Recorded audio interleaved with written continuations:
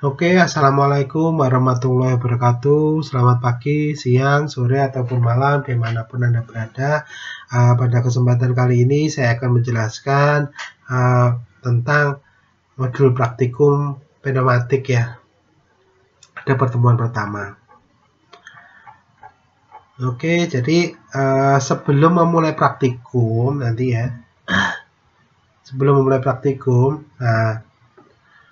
tentu saja ada hal-hal yang harus dipersiapkan. Ini kalau khususnya pada saat praktikumnya itu dilakukan secara offline ya.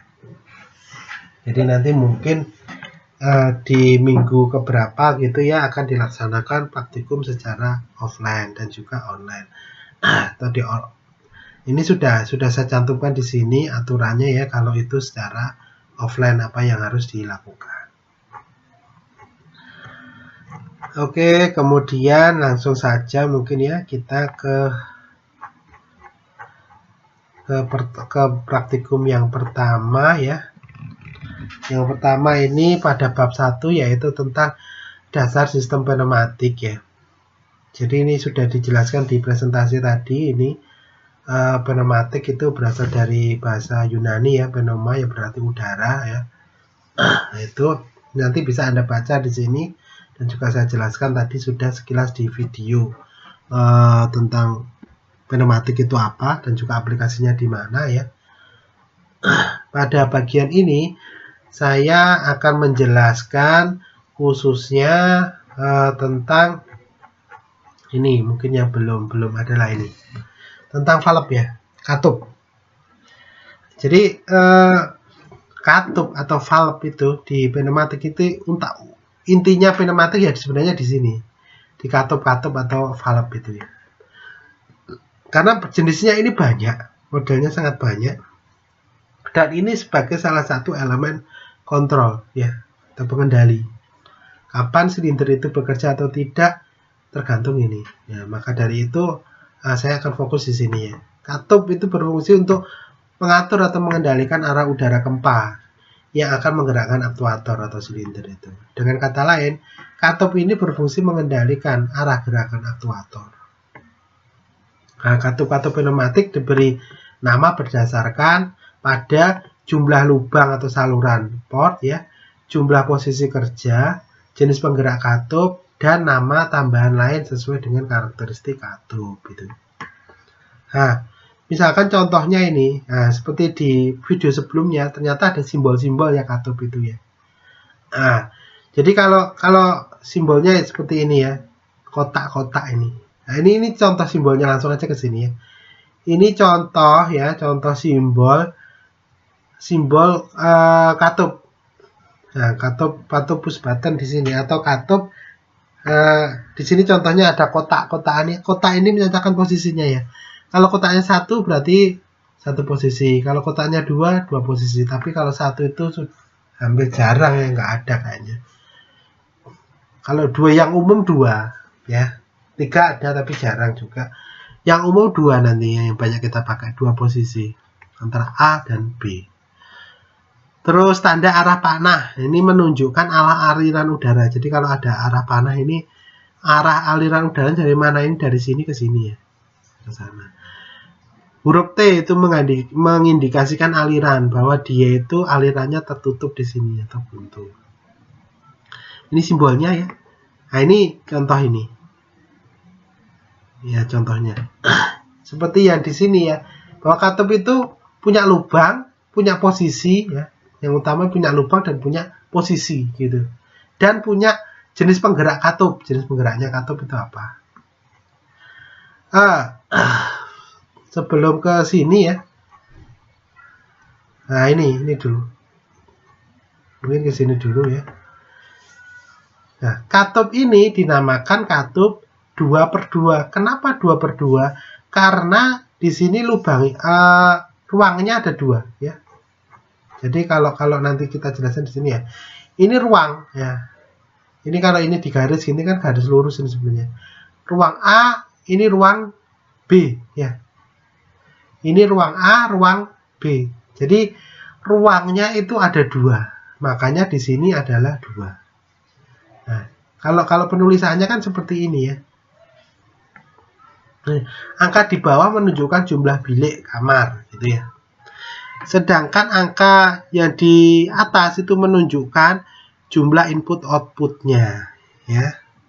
Jadi kalau ini 2, kebetulan ini sama ya, antara jumlah ruangnya dengan jumlah terminal atau input outputnya itu sama, maka katupnya 2/2. Nah ini yang beda. Ini namanya katup 3/2. Kenapa 3/2? Karena inputnya di sini ya, input outputnya itu atau terminalnya itu ada 3, 1, 2, 3. 1 untuk masukan, di sini masukan udara nanti. 2 untuk output ya. 3 untuk pembuangan udara. Nah, umumnya itu kalau di ganjil itu adalah sebagai input ya, atau pembuangan. Bisa juga input atau pembuangan. Tapi kalau 2 yang genap itu untuk output ya. 2 yang genap itu untuk output. 3 di sini menandakan terminalnya ya. Ya ini terminalnya 1, 2, 3. Sedangkan 2 itu jumlah ruangnya. Ruangnya 2. Kemudian yang ini 4/2 ya, karena terminalnya ada 4 ya, jumlah ruangnya 2. Kemudian yang sini 4/2 with spring ya, itu seperti yang di awal di sini ya. Tadi saya jelaskan di sini itu ya. Pertama jumlah saluran atau pot atau terminal tadi, terus jumlah posisinya adalah jenis penggerak katup. Nah, yang ini tadi itu adalah jenis penggerak katup. Mana tadi? Ya, ini jenis penggerak katup. Jenis penggerakannya katup pakai apa? Pakai spring, pegas. Itu pakai pegas. Nah, kalau ini 4/2 with spring push button ya. Jadi ada springnya, ada push button, ini kiri kanan. Kapan di ruangan A, kapan di ruang ini, misalkan ruang A, ruang B, kapan posisinya? Ya pada saat ini penggeraknya ini aktif. Kalau penggeraknya aktif yang sini, ya berarti dia akan pindah ke sini. Kalau penggeraknya aktif ke sini, maka dia akan di sini gitu ya. Itu penggeraknya. Terus nah ini jenisnya macam-macam ya ini. Ini jenis metode aktuasi atau penggeraknya. Kalau ini model push button. Kalau ini foot pedal ya. Ini spring seperti tadi atau spring return atau pegas itu. Ini ada roller. Nah ini. Katupnya sama namanya. Ini 3/2 ya. Tapi penggeraknya berbeda ya. Penggeraknya berbeda. Ini roller yang gerakkan. Dia bisa pindah dari ruang A ke ruang B kalau ininya bekerja gitu. Kalau tidak bekerja kembali ke awal. Nah ini juga ini kalau ini ya, ini nanti yang elektrik nanti modelnya seperti ini ya. Ini pakai solenoid nanti. Tapi katupnya sama namanya 3/2. Dengan apa? Penggerak apa? Ini single, ini double ya, dan seterusnya nanti ya. Nah ini penjelasannya tadi ya. Jadi ada ruang A, ruang B. Ini katup berapa? 5/2 ya. Karena terminalnya ada 5. 1, 2, 3, 4, 5. Ada 5. Ruangnya ada 2. 1, 2. Inputnya kalau simbolnya seperti ini itu dari udara. Atau penggeraknya dari udara. Penggerak udara. Ini di nomor 14 dan 12 dan 14. Itu penggeraknya. Oke. Dari simbol ini di atas seperti itu penjelasannya ya. Terus nanti ini tugas yang pertama, ini Anda coba jelaskan nanti ya. Ini katup berapa ya? Ya. Atau berapakah ini ya? Ini juga berapa? Ini juga berapa? Nanti Anda jawab itu ya. Anda tugasnya ya. Nah, terus ini single acting cylinder, ini yang berikutnya lagi. Single acting cylinder ini adalah, ini simbolnya, kemudian ini fisiknya seperti ini sebenarnya. Ini udara lewat sini. Nah, kalau lewat sini kan udara lewat sini ya, ini terbuka ya. Nah, dia bisa dorong ke sini. Atau ke sini. Ini contoh silindernya ya. Oke, ini bentuk-bentuknya ya. Ini single. Nah, single itu berarti lubangnya cuma 1 ini ya. lubangnya cuma satu ya, ini udaranya lewat dari sini, dorong ini ke sini ya. Nah ini ada pegasnya, ini pegasnya yang ini springnya ini, dia maju terus mundur lagi. Nanti ada video animasinya ya. Ini silinder double ya, double itu simbolnya seperti ini ya. Ini bentuk kalau dibelah itu dalamnya seperti ini. Ini simbol-simbolnya juga nanti Anda bisa pelajari sendiri ya, simbol-simbolnya macam-macam itu ya, yang nggak perlu dihafal tapi dipahami ya, karena nanti boleh buka buku kalau belum hafal. Nah, di samping tadi ada elemen pengendali di sini atau katup ya, elemen pemproses. Ini elemen pemproses itu contohnya ya katup. Ini ya katup, ada gerbang logika. Kalau di rangkaian digital juga ada gerbang logika, di sini juga ada ya. Ini logika N. N itu artinya kalau ini dengan ini ada udaranya baru dia muncul udaranya di sini. Nanti ada prakteknya sendiri nanti di pembahasan di pas praktikum, nanti akan saya jelaskan lebih dalam lagi. Oke, ini hanya pengetahuan jenis-jenisnya. Yang utama ini harus Anda familiarisasi, ini simbolnya ya, simbol udara, penghasil udara atau kompresor ya. Ini ada keterangannya, namanya sumber udara pertekanan ya. Keterangan sumber udara pertekanan berasal dari kompresor ya. Ini saluran kontrol ya, dan seterusnya nanti ya. Ada banyak simbol-simbolnya, tugasnya nanti di sini ya, yang penting itu. Nah, buat resume tentang komponen-komponen pneumatik, kemudian presentasikan melalui video yang diupload pada media penyimpanan video, bisa di YouTube ataupun yang lainnya, Instagram mungkin ya, nggak apa-apa. Kemudian durasi video maksimal 20 menit ya, Anda presentasikan nanti ya, buat presentasi resume. Link video diupload atau dikopikan di e-learning PNG ya, dengan laman ini ya nanti ya, learningnya. Kemudian kriterianya ya, ada ketepatan menjelaskan komponen-komponen pneumatik itu benar, dapat mengidentifikasi jenis-jenis valve.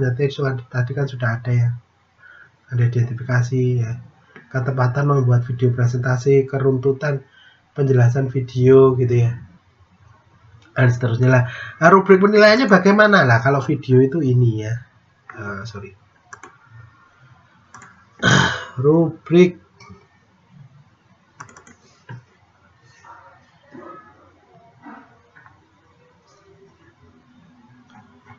Oke ya, kalau video presentasi yang tadi itu ya, presentasi resume ya, organisasi misalkan ya, presentasi organisasi baik menyajikan informasi meyakinkan dan didukung referensi. Ada referensi dari mana gitu ya.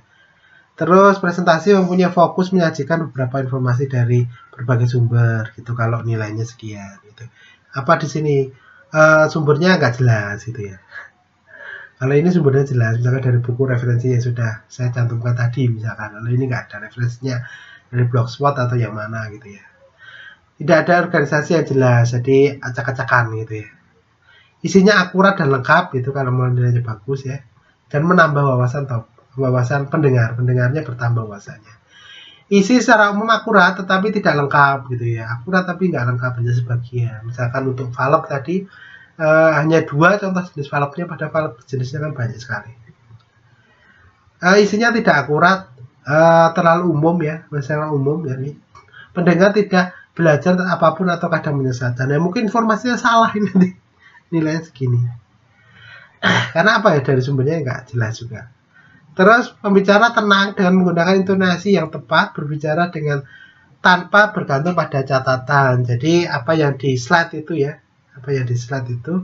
nggak dibaca melulu gitu ya, tapi dijelaskan. Jadi karena poin-poin kan poin-poinnya saja gitu ya, tak dijelaskan. Nah kalau secara offline itu pembicara selalu kontak mata dengan pendengar, tapi kalau di sini nanti ya pembicaranya itu menatap kamera ya, kelihatan kalau menatap kamera. Terus secara umum pembicara tenang tetapi dengan nada yang datar ya. Jadi nadanya datar, itu tidak ada intonasi sama sekali. Oke, pembicara cemas ini nggak jelas sebenarnya. Makanya nanti untuk presentasi ini kalau bisa ada tampilan wajahnya ya, videonya. Jadi untuk di presentasi ada tampilan wajahnya. Nah itu tadi kita lanjutkan, yaitu format rubrik penilaiannya tadi ya, rubrik penilaian dari dari video ya, yang akan Anda kerjakan di tugas 1 ini. Selamat mengerjakan. Jika ada yang kurang jelas bisa ditanyakan di e-learning ya, chat ataupun di WA group, khususnya WA group lebih cepat nanti, atau di WA aja, WA jalur pribadi ke saya ya. Kalau ada yang kurang jelas ya. Oke, mungkin itu yang bisa saya sampaikan ya. Kurang lebihnya saya mohon maaf ya. Assalamualaikum warahmatullahi wabarakatuh.